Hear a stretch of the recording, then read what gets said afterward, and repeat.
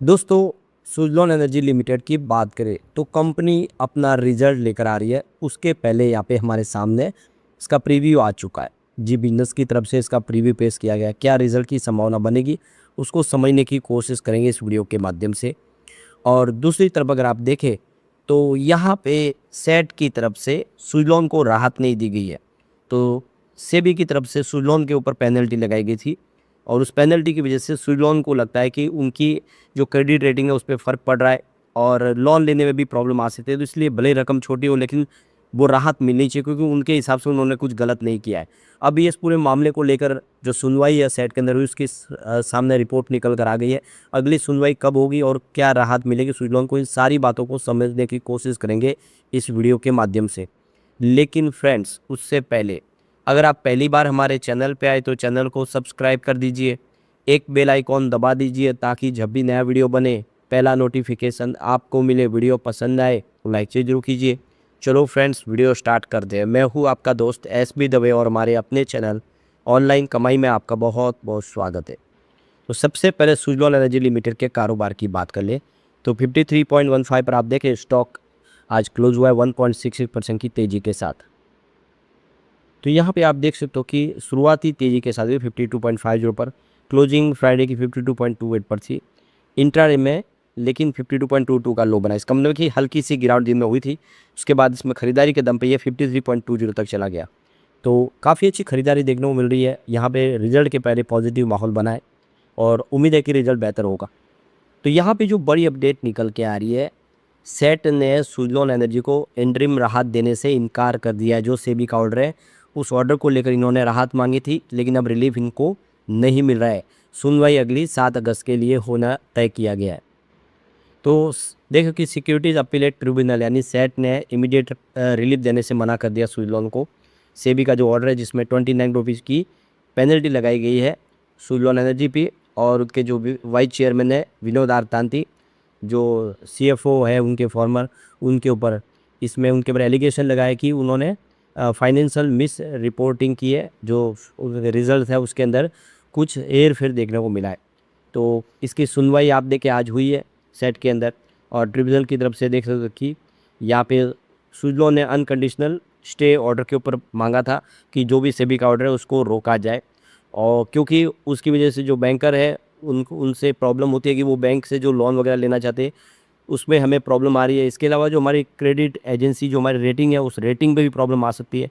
तो एक छोटी सी अमाउंट, लेकिन ये अमाउंट हमारे लिए बहुत बड़ी प्रॉब्लम क्रिएट कर रही है क्योंकि हमारी रेटिंग उससे ख़राब होती है। तो इसके ऊपर स्टे आना चाहिए, ऐसा सुज़लोन का मानना था। तो यहाँ पे सेबी ने ऑब्जेक्शन दिया कि हमने सिर्फ पेनल्टी लगाई है सुज़लोन पे, यहाँ पे हमने किसी प्रकार का कोई बिजनेस पे रिस्ट्रिक्शन नहीं लगाया, कंपनी पे कोई बंधन नहीं लगाया। तो कंपनी के खिलाफ कोई कार्रवाई नहीं है, हमने सिर्फ 29 करोड़ रुपीज़ की पेनल्टी लगाई है। तो यहाँ पे इस आदेश में ऐसा कुछ नहीं है जिसकी वजह से उनकी क्रेडिट रेटिंग पे असर पड़े, क्योंकि हमने कंपनी के बारे में कुछ नहीं कहा। वो जो भी है पेनल्टी है सिर्फ, वो भी 29 करोड़ की। तो सेट ने अब ये सुनवाई आगे 7 अगस्त को करने का फैसला कर लिया, जिसमें सेबी से जवाब फाइल करने को कहा है जो भी उनकी कार्रवाई है उसके खिलाफ। तो यहाँ पे 29 मई को सेबी की तरफ से जो ऑर्डर मिला जिसमें WTM संदीप प्रधान ने जो है पूरा मामले के लेकर सुज़लोन की जो प्राइमरी वॉल्यूशन इसमें हुआ है, जिसमें उन्होंने कुछ अकाउंट के अंदर देखो कि हेर फेर देखने को मिली है। तो ये इसी को लेकर, इस पूरे मामले के लेकर सुनवाई के दौरान सेबी ने यह आदेश पारित किया था।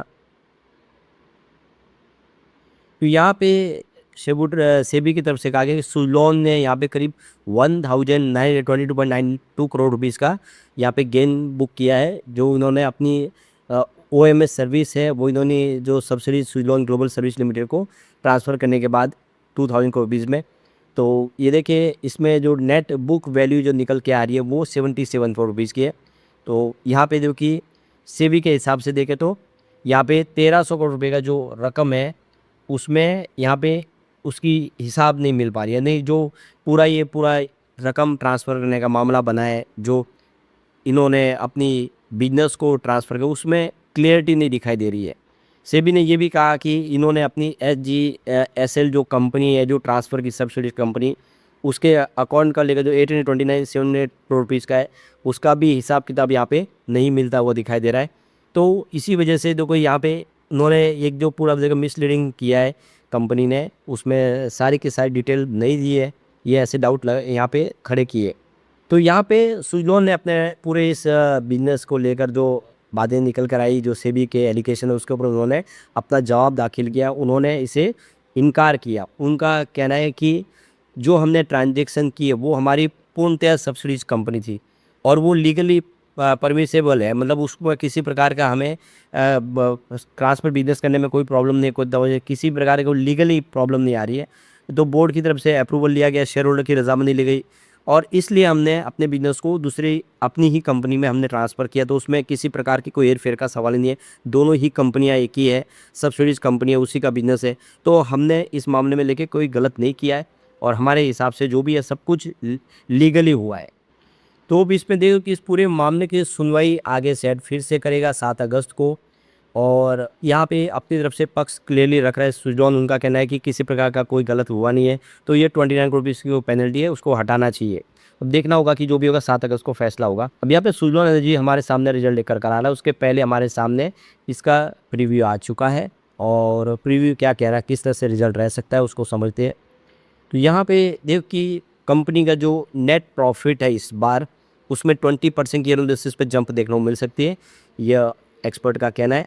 उसके पीछे वजह कंपनी का जो ईपीसी वर्क का जो है वो बिजनेस भले थोड़ा प्रेशर में रहे, लेकिन इनकी ऑर्डर बुक बहुत मजबूत है। कंपनी ने काफ़ी अच्छे प्रोजेक्ट एग्जीक्यूट किए जिसका असर देखने को मिल सकता है।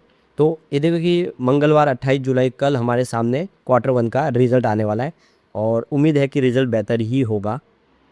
तो जी बिजनेस के हिसाब से जो अंदाज़ा लगाया कि इस बार रेवेन्यू है उसमें 24.2% की जंप देखने को मिल सकती है ईयर बेसिस पे, जो 3,890 करोड़ के आसपास रह सकता है। पिछले एक साल पहले ये देख सकते हो कि 3,132 करोड़ के आसपास था। इसके अलावा जो एबिटाडा का अंदाज़ा लगाया वो उसमें 15.5% की जंप देखने को मिल सकती है, जो 692 करोड़ के आसपास रह सकता है। पिछले एक साल पहले 599 करोड़ के आसपास था। यानी यहाँ पे रेवेन्यू प्रॉफिट दोनों ही बढ़ता हुआ दिखाई देगा। नेट प्रॉफिट में 22.8% की वृद्धि देखने को मिल सकती है, जो 398 करोड़ के आसपास रह सकता है। पिछले एक साल पहले ये 324 करोड़ के आसपास था। ये जी बिजनेस को लगता है। तो इस बार जो रिजल्ट है उसमें सबसे बड़ा रोल अगर आप देखें तो कंपनी की ऑर्डर बुक बहुत ज़बरदस्त रही है। सुजलॉन यहाँ पे देखो कि एस्टिमेट लगाए कि इसका टोटल आप देखिए 530 मेगावाट से लेकर 550 मेगावाट के आसपास का इस बार एग्जीक्यूशन हो सकता है। और ईपीसी बेस देख सकते हो कि एक्टिविटीज़ भी काफ़ी अच्छी रही है मानसून के पहले। तो इस बार देखें तो ईपीसी में देख सकते हो कि थोड़ा सा देखोगे मार्जिन प्रेशर देखने को मिल सकता है, लेकिन ओवरऑल जो इसका प्रदर्शन रहेगा वो बेहतर रहेगा। अगर हम बात करें Q4 की तो कंपनी का जो प्रॉफिट है उसमें 5.6% की गिरावट, जो 1,114 करोड़ के आसपास था। पिछले एक साल पहले 1,181 करोड़ के आसपास था। इसमें डिफर्ड टैक्स बेनिफिट भी मिल रहा है 284 करोड़ रुपीज़ का, जो पिछले एक साल पहले 600 करोड़ के आसपास था। रेवेन्यू की बात को इसमें रेवेन्यू में अच्छी खासी जंप देखने को मिली, जो 5,468 करोड़ तक पहुंचा। पिछले एक साल पहले ये 3,774 करोड़ के आसपास था। कंसिडर जो नेट प्रॉफिट है वो पूरे साल का ये देखें तो 3,163 करोड़ के आसपास रहा, जो पिछले एक साल पहले 2,072 करोड़ के आसपास था। तो काफ़ी अच्छा किया था Q4 में। तो अब यहाँ पे फाइनेंस 2026 के एंड तक देखिए ऑर्डर बुक है वो 5.9 गीगावाट तक पहुँच चुके हैं, जिसमें 66% जो इनके टोटल ऑर्डर निकल के आ रहे हैं वो पब्लिक सेक्टर और कमर्शियल इंडस्ट्रियल सेगमेंट से आ रहे हैं। तो ज़बरदस्त ऑर्डर है, स्ट्रॉन्ग ऑर्डर बुक है, जिसकी वजह से उम्मीद की जा रही है कि इस बार रिजल्ट अच्छा रह सकता है और आने वाले समय भी बेहतर रिजल्ट की संभावना कर सकते हैं। लेकिन फ्रेंड्स, कोई भी इन्वेस्टमेंट करने से पहले अपने फाइनेंशियल एडवाइजर से एडवाइस ले ले या अपना खुद का रिसर्च करें, क्योंकि मैंने वीडियो आपके एजुकेशनल पर्पज़ के लिए ही बनाया। वीडियो पसंद आए तो लाइक से जरूर कीजिए और चैनल को सब्सक्राइब कर दीजिए। Thank you friends.